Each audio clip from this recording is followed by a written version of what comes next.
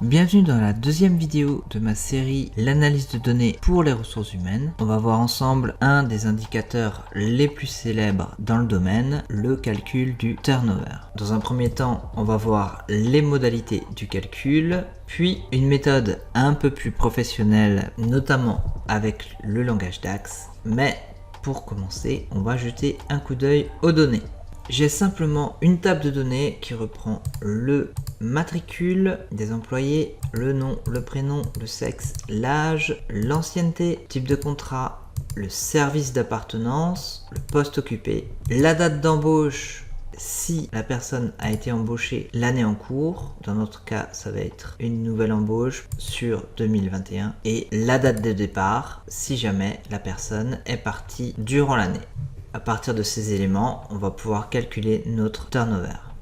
Pour le calcul du turnover est égal au nombre de départs dans l'année plus le nombre d'arrivées dans l'année divisé par 2, le tout divisé par l'effectif au 1er janvier de l'année de référence. On va détailler ce calcul ici. Premier élément, le nombre de départs. Je vais appeler la fonction nombre NB qui calcule le nombre de cellules d'une plage contenant des nombres. Je vais aller dans mon onglet données au niveau de la colonne date de départ. J'appuie sur entrée et j'ai 30 personnes qui ont quitté l'entreprise durant l'année. Le nombre d'embauches, donc item, je vais appeler la fonction NB. Je vais dans mon onglet données et cette fois je vais sélectionner la colonne date d'embauche. J'ai eu 58 embauches durant l'année N. Maintenant, pour le calcul de l'effectif au 1er janvier, je vais commencer par calculer l'effectif total à la fin de l'année. Donc pour ça, à nouveau, je vais utiliser ma fonction NB. Je vais aller dans l'onglet données et je vais simplement compter les numéros de matricule. À la fin de l'année, j'ai 499 employés. Mais pour retrouver l'effectif au 1er janvier et non pas à la fin de l'année, il va falloir d'une part retrancher le nombre d'embauches et ajouter le nombre de départs pour retrouver le total d'employés initial au 1er janvier, c'est-à-dire 471.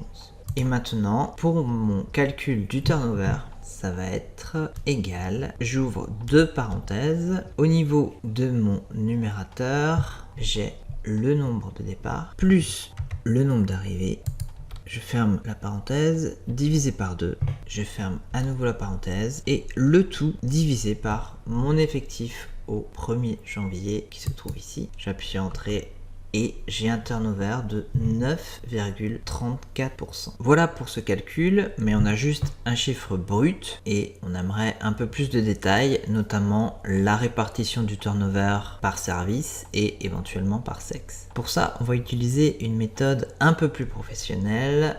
Je vais retourner dans mon sommaire, on va calculer le turnover avec le langage DAX. Je vais aller dans l'onglet données et je vais venir charger ma table dans mon modèle de données. Pour ça, je vais aller dans le menu Power Pivot. Au niveau de table, je vais cliquer sur Ajouter au modèle de données.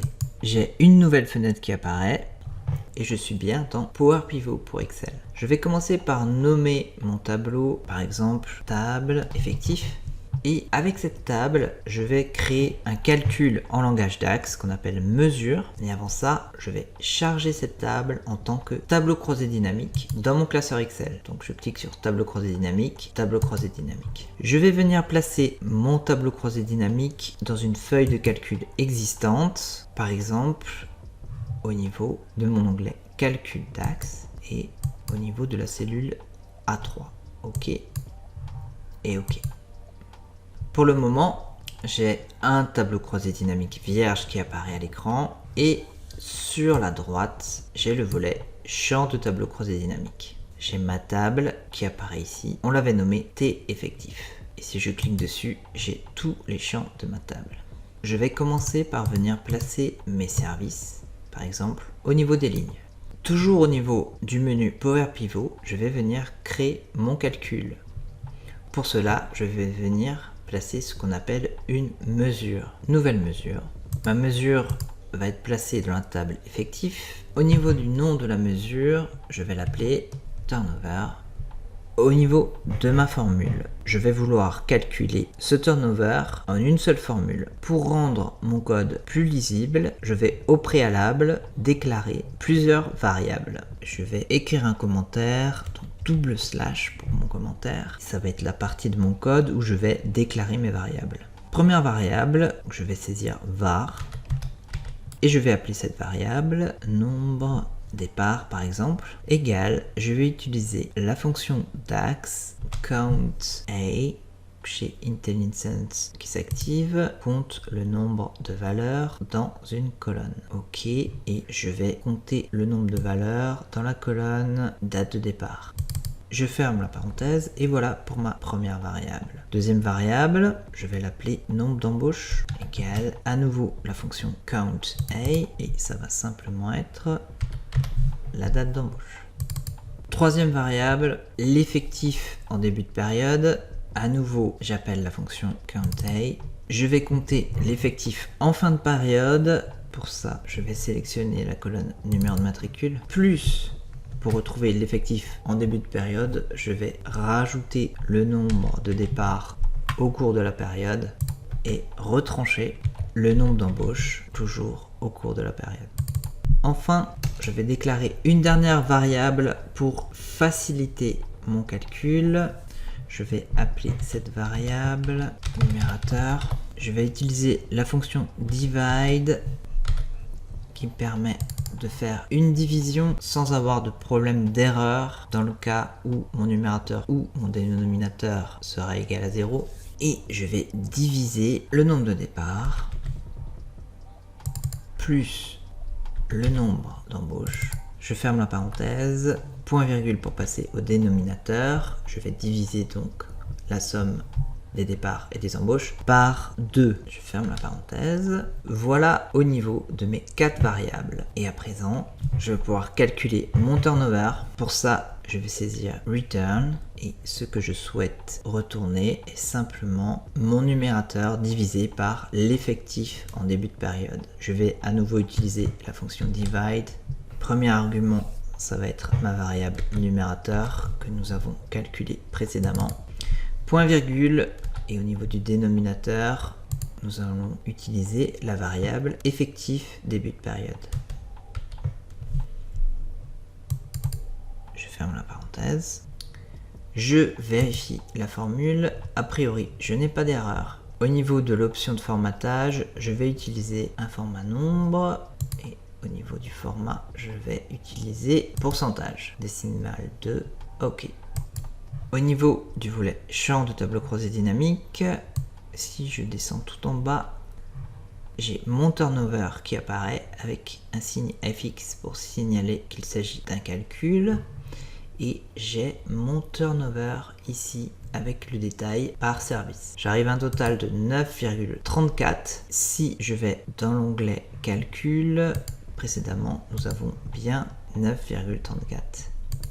Et maintenant, ce qui peut être intéressant aussi, c'est d'avoir une répartition aussi par sexe. Pour ça, je vais sélectionner le champ sexe et je vais venir le placer dans les colonnes. Voilà ma table et pour un petit peu plus de visibilité, je vais utiliser une mise en forme conditionnelle. Pour ça, je sélectionne les données de ma table. Je vais aller dans Accueil, Mise en forme conditionnelle, Nuance de couleur. Et je vais utiliser cette nuance. Je vais fermer le volet champ de tableau croisé dynamique. Voilà ma table. On voit qu'il y a beaucoup de turnover au niveau de l'administration et de la direction, dans une moindre mesure au niveau du service des ventes. Il y a beaucoup de turnover au niveau du personnel masculin dans le service administration et au niveau des employés féminins dans le service direction. Éventuellement, à partir de là, il est facile de créer une représentation graphique. Je vais simplement aller dans Insertion, graphique recommandé. Je vais utiliser l'histogramme groupé. Ok, voilà mon graphique. Je vais peut-être simplement venir changer les couleurs et voilà le résultat. C'est tout pour cette vidéo. Si vous avez des suggestions de vidéos, que ce soit sur Excel, Google Sheet ou Power BI, n'hésitez pas à me laisser un commentaire. Et d'ici là, n'oubliez pas que je suis Spreadsheetman.